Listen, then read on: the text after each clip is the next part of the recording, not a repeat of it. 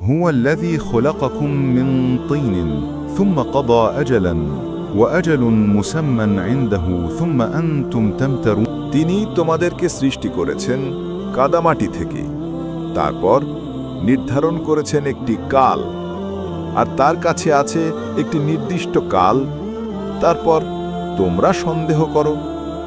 যিনি মাটি থেকে তোমাদেরকে সৃষ্টি করেছেন, অতঃপর তোমাদের জীবনের জন্য একটি নির্দিষ্ট মেয়াদ নির্ধারিত করেছেন, এছাড়া আরেকটি নির্দিষ্ট মেয়াদ আছে যার সম্পর্কিত জ্ঞান আছে তার কাছে, কিন্তু তোমরা সন্দেহই করে চলেছ।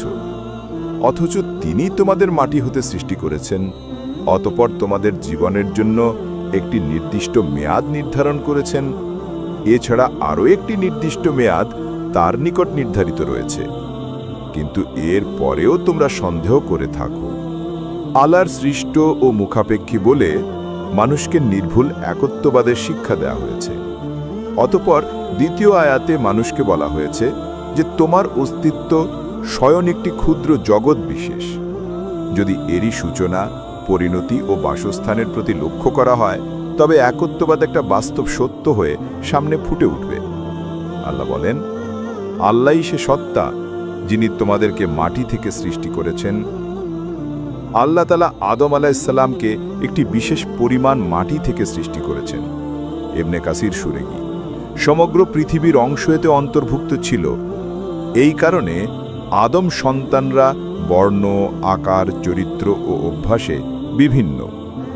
কেউ কৃষ্ণবর্ণ, কেউ শ্বেতবর্ণ, কেউ লাল বর্ণ, কেউ কঠোর, কেউ নম্র, কেউ পবিত্র স্বভাব বিশিষ্ট এবং কেউ অপবিত্র স্বভাব বিশিষ্ট হয়ে থাকে।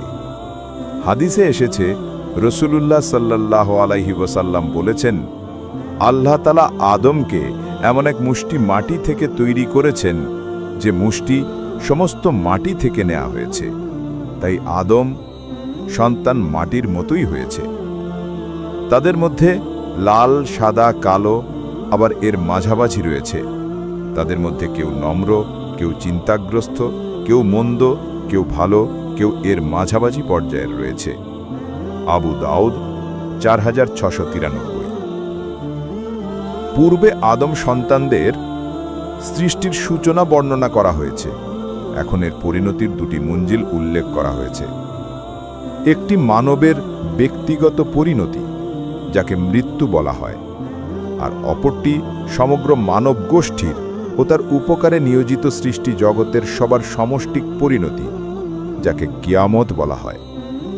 প্রথমটির ব্যাপারে বলেছেন, সুম্মা কাদা আজালান, অর্থাৎ মানব সৃষ্টির পর আল্লাহ তাআলা তার স্থায়িত্ব ও আয়ুষ্কালের জন্য একটি মেয়াদ নির্ধারণ করে দিয়েছেন।